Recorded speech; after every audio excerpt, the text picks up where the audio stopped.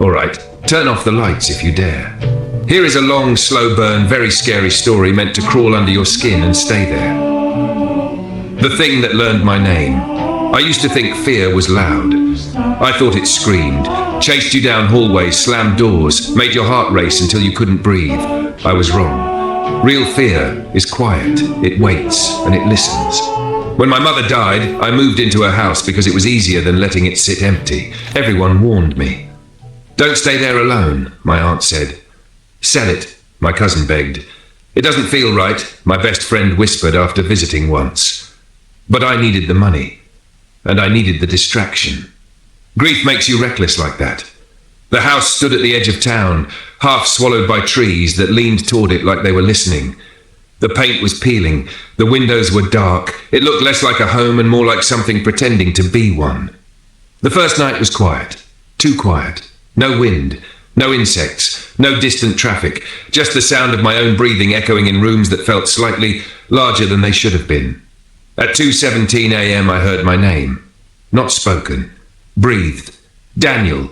It came from the hallway outside my bedroom. I sat up so fast my vision blurred. My heart slammed against my ribs, loud enough that I was sure whoever or whatever was there could hear it.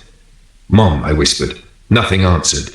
I told myself grief was playing tricks on me. I told myself old houses make noise. I told myself lies until I fell asleep with the light on. The second night it learned how I breathe. I woke up because something was matching my rhythm. Inhale, exhale, slow, patient.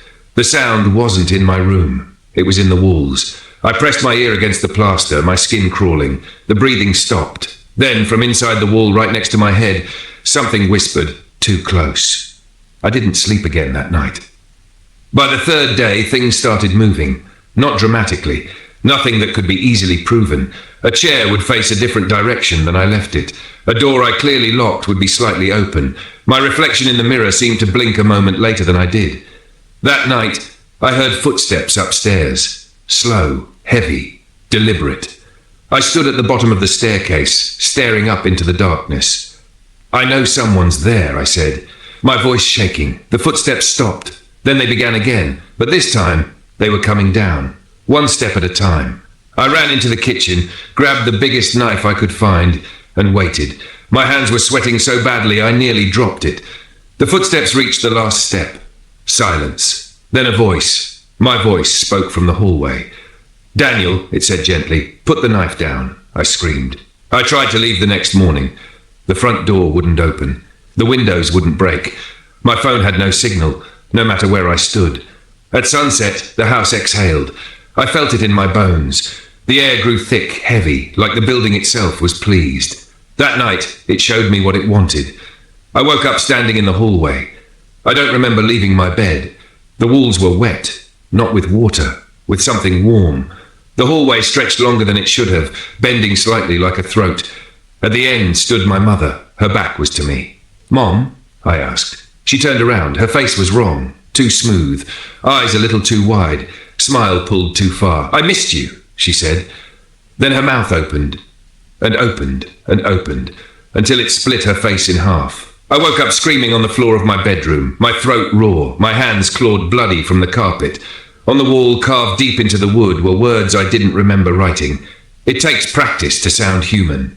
The house began testing me after that. It copied people I loved. My best friend crying, my aunt begging me to open the door, my mother whispering lullabies at night. Every voice was almost perfect, almost. There was always something wrong. A pause where breathing should be, a laugh that lasted too long, a word pronounced like it had been learned, not remembered. It watched me constantly. I felt its attention like fingers pressed into my skull. Then one night, it spoke clearly. I can leave, it said from everywhere at once. I froze. I can wear you. The lights went out. In the dark, something touched my face, my own hands guided by something else. I felt my mouth smile against my will. I just need to finish learning, it whispered. Your fear helps. I don't know how long I was gone after that. I woke up outside the house at dawn, lying in the dirt. The front door stood open behind me. The house looked empty, normal. The walls were clean. The air was light. Birds were singing again. I ran. I never went back. That was 3 years ago. I'm writing this now because tonight, as I was brushing my teeth, my reflection smiled before I did, and from behind my own eyes something whispered, "See? Perfect."